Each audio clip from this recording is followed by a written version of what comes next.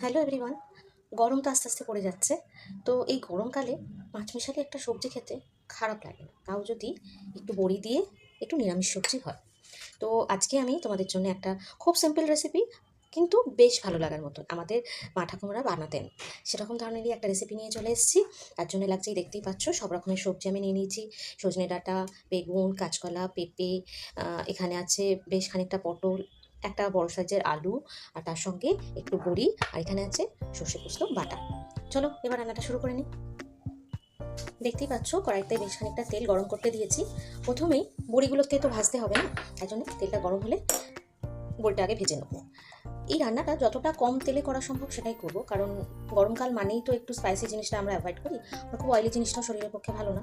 তাই অল্প তেলে কিভাবে পুরো রান্নাটা করছি সেটাই দেখো। বড়িগুলো ভাজতে দিয়ে দিলাম, তেল গরম হয়ে গেছে। বড়িগুলো আমার ভাজা হয়ে গেছে, তাই এগুলো তুলে নিচ্ছি। আচ্ছা, তোমরা কে কে বলো তো সবজি খেতে একদম পছন্দ করো না?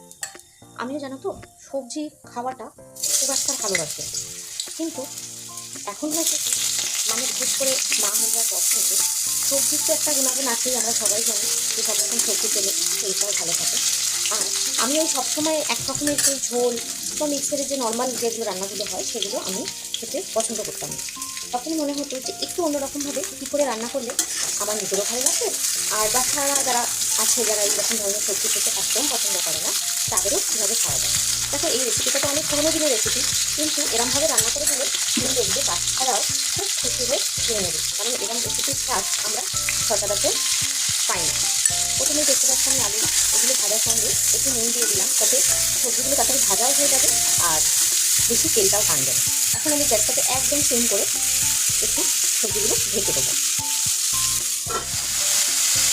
এবার আমি বাকি সবজিগুলো আস্তে আস্তে দিয়ে দেবো।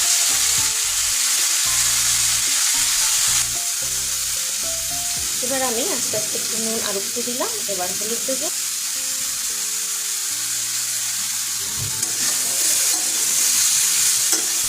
ভালো করে সবজিগুলো নাড়িয়ে চাড়িয়ে নিয়ে এর মধ্যে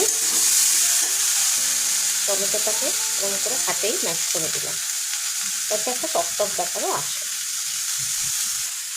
আর একটু মধ্যখানটাকে এরকম ফাটিয়ে নিয়ে সব কাঁচা লঙ্কাগুলো মধ্যে দিয়ে দিলাম।